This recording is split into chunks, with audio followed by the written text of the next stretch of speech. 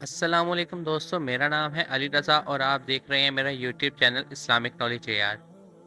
دوستو، اس ویڈیو میں ہم قربانی کے مسائل کے بارے میں معلومات حاصل کریں گے، تو چلیے اپنی ویڈیو سٹارٹ کرتے ہیں۔ نوٹ: اس ویڈیو میں بتائی جانے والی تمام معلومات اسلامی اسکالرز اور مفتیوں کی کتابوں سے لی گئی ہیں جو سنت کے عین مطابق ہیں۔ قربانی کے مسائل: رسول اکرم صلی اللہ علیہ وآلہ وسلم کی مطابقت میں ہر محب اور اہل دل، عاقل اور بالغ صاحب نصاب مسلمان پر قربانی واجب ہے، یعنی جس شخص پر زکوٰۃ عائد ہوتی ہے اس کے لیے قربانی دینا ضروری ہے۔ قربانی کے جانوروں کے بارے میں رسول اکرم صلی اللہ علیہ وآلہ وسلم کی بے شمار احادیث ہیں، جن کے مطابق اونٹ، اونٹنی، گائے، بیل، بھینس، بھینسا، بھیڑ، بکرا، بکری، دمبا قربانی کے جانور ہیں۔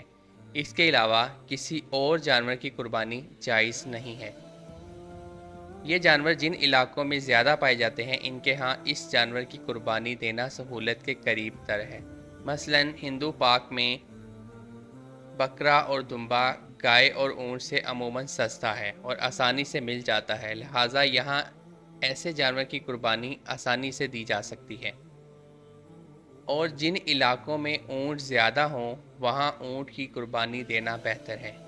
بہرکیف مقصد یہ ہے کہ جو جانور میسر آئے اس کی قربانی کی جائے، کیونکہ احادیث سے یہ ثبوت ملتا ہے کہ رسول اکرم صلی اللہ علیہ وآلہ وسلم نے مختلف اوقات میں عید قربان کے موقع پر اونٹ، گائے اور بکروں کی قربانی کی۔ بکرے اور دمبے کی قربانی: دمبا، بکرا، بکری یا بھیڑ وغیرہ کی قربانی صرف ایک ہی آدمی کی طرف سے ہوگی، ایک سے زائد حصہ دار اس میں شامل نہیں ہو سکتا۔ گائے اور اونٹ کی قربانی: گائے یا اونٹ کی قربانی میں 7 لوگ حصہ لے سکتے ہیں، جس کا ثبوت رسول اکرم صلی اللہ علیہ وآلہ وسلم کی اس حدیث سے ملتا ہے۔ حضرت جابر رضی اللہ تعالیٰ عنہ سے روایت ہے کہ حدیبیہ کے سال ہم نے رسول اکرم صلی اللہ علیہ وآلہ وسلم کے ساتھ اونٹ 7 آدمیوں کی طرف سے اور گائے بھی 7 آدمیوں کی طرف سے قربان کیے۔ اس حدیث سے معلوم ہوتا ہے کہ اگر کسی کا حصہ 7ویں حصے سے کم ہو تو قربانی نہ ہوگی۔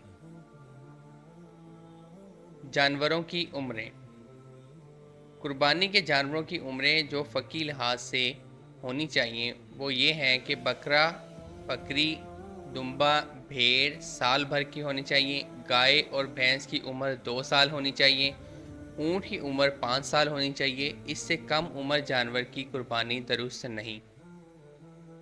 سینگوں کا مسئلہ: جس جانور کے سینگ آدھے سے زائد ٹوٹ جائیں اس کی قربانی جائز نہیں، اگرچہ جس جانور کے سینگ پیدائشی طور پر نہ ہوں یا تھوڑا سا ٹوٹ جائے تو اس کی قربانی جائز ہے۔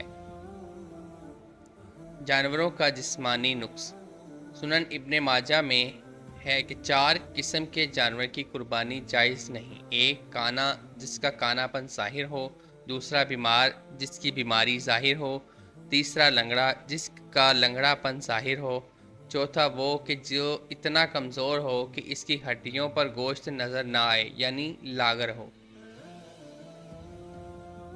کان یا دم کا کٹا ہونا: وہ جانور جس کا کان آگے یا پیچھے سے کٹا یا پھٹا ہو، یا اس کا کوئی عضو کٹا ہو، یا سب اعضاء کٹے ہوں، یا دم 1/3 سے زیادہ کٹی ہو تو ایسے جانور کی قربانی جائز نہیں۔